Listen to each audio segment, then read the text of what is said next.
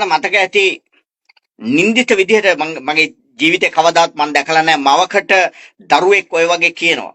ඔයා හිතනවාද දරුවා මේ කවුරු හරි මෙහෙවනවා එහෙම නැත්නම් දැන් මම දැක්ක Facebook එකේ මට එවලා තිබුණා සෑහෙන දෙනෙක් Facebook එකේ. මම හිතන්නේ ඔයත් ඒක දකින්න නැති. මොකද්ද මේක? ඇත්තටම ඇත්තටම සර් මගේ දරුවා කෙනෙක් මෙහෙවනවා. කෙනෙක් කියන්නේ ඇත්තටම කපිල දිසානායක කියන පුද්ගලයාගේ දියණියත් එක්ක මගේ පුතාගේ ප්‍රේම සම්බන්ධයක් තියෙනවා. දැනට වසර 2ක විතර කාලයක ඉඳලා. ඒ කියන්නේ කපිල දිසානායකගේ දුව. ඔව් දෙවෙනි දුවත් එක්ක ප්‍රේම සම්බන්ධයක් තියෙනවා. ඔව්. ඉතින් ඇත්තටම මම තාඩිදෙන් ඝාතනය සම්බන්ධව නොදැන ඉන්න අවස්ථාවේදී පවා කපිල දිසානායකට චෝදනා කරන්න ලොකුම හේතුව මගේ දරුවන් සමගම මරා දමනවා කියලා තැන් තැන්වල ඉඳලා එයා කියලා මට ආරංචි වෙලා තියෙනවා මේ ප්‍රේම සම්බන්ධය නිසා. දැන් මේ අවස්ථාව වෙනකොටත් මගේ දරුවා දැනට ජීවත් වෙලා ඉන්න දරුවා වලස්මුල්ල උසාවිය හරහා පරිවාස කාර්යාලය හරහා මට බාර දීපු දරුවෙක් ඒ අවස්ථාවේදී මගේ මියගිය ස්වාමි පුරුෂයාගේ ඥාතීන් මගේ දරුවව ඒ නිවසට ගෙන්නගෙන දරුවට යම්කිසි බලපෑමක් කළා මේ වගේ තොරතුරු ගත්තා කියන මතය තමයි මට තියෙන්නේ. ඒකට සමහරවිට මම හිතන විදිහට හේතුව කපිල දිසානායකගෙන් හෝ රාජපක්ෂ පවුලේ වෙනත් කෙනෙක්ගෙන් යම්කිසි විදිහකට මුදල් ගත්තාද ඒ වගේ දෙයක් කරාද කියන්න මම දන්නේ. මට තියෙන සැකය යම්කිසි කෙනෙක් ඒ කියන්නේ රාජපක්ෂලා හෝ කපිල දිසානායක කියන පුද්ගලයන් දෙදෙනාගෙන් කෙනෙක් ඔහුව මෙහෙවනවා. දැන් දරුවාගේ අධ්‍යාපන මට්ටම මොකද්ද? ඇත්තටම කියන්නත් ලැජ්ජයි සර්. මට මගේ දරුවා පාසල් යවන එක පිළිවෙලකට කරන්න බැරි වුණා. මම මේ වෙනකොට විදුහල්පතිතුමා දැනුවත් කරලා තියෙනවා. විදුහල්පතිතුමාට ලිඛිතව බාර දීලා තියෙනවා මගේ දරුවට උපදේශන සේවා ලබා දෙන්න කියලා. ඒ වගේම නියමිත ආකාරයෙන් පාසල් යවන්න බොහොම උත්සාහ කරා. මමත් මගේ සහෝදරියත් එකතු වෙලා. නමුත් මම එතන අසාර්ථක වෙලා තියෙනවා. දරුවා පාසල් යන්නේ නැති තරම්.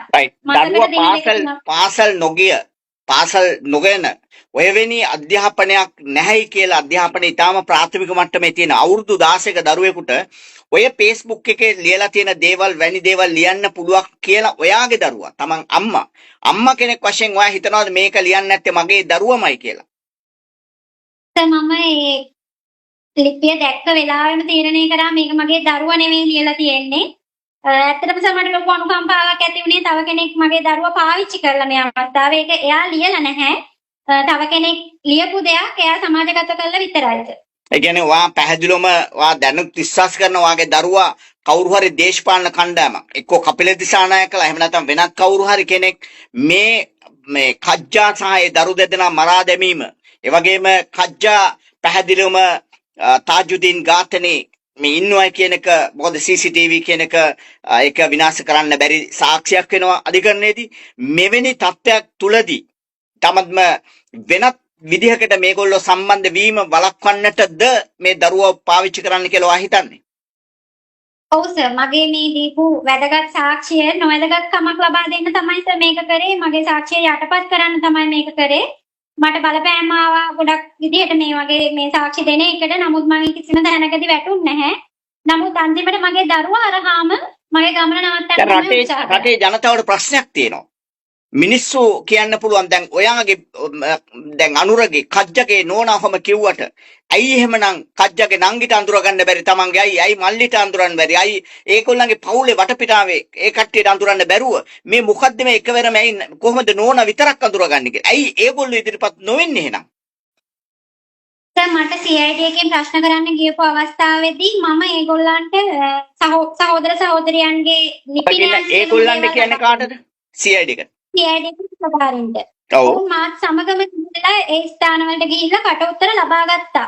ස්ථාන තැන්වලට එකගෙන ගිහිල්ලා මම දැන් පෙන්නුවා. එතකොට සර් මේ කිසිම කෙනෙක්ගේ දීපු කට උතර මොකක්ද කියන්න මම දැනට දන්නේ නැහැ.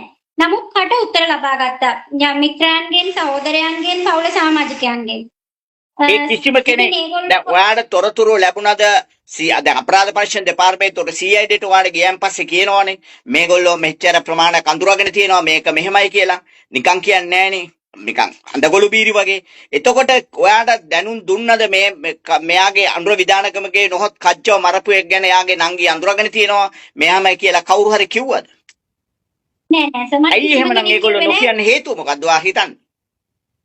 ඇත්තටම සර් ඒගොල්ලෝ නොකියන්න හේතුව මට ඔය අරුණගේ අක්කා කෙනෙක් කතා කරලා මම සර්ට චාරූප ලබා දීලා තියෙන ඒ සහෝදරියක් කතා කරලා කිව්වා එයා මේ විදිහට මේව කරන්නේ අඳුරගන්නේ නැත්තේ එයාගේ සහෝදරයා මැරිලා ඉවරයි. ඒගොල්ලන්ට උසාවි පොලිසි ගානේ යන්න විදිහක් නැහැ.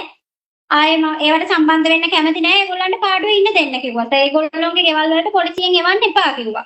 ඉතින් මම හිතන විදිහට ඒගොල්ලෝ උසාවි පොලිසිය යන්න තියෙන අකමැත්තත් රාජපක්ෂලට කපිල දිසානායකලට තියෙන බයත් නිසා ඒගොල්ලෝ ඉදිරිපත් වෙන්නේ නැතුව ඇති සර්.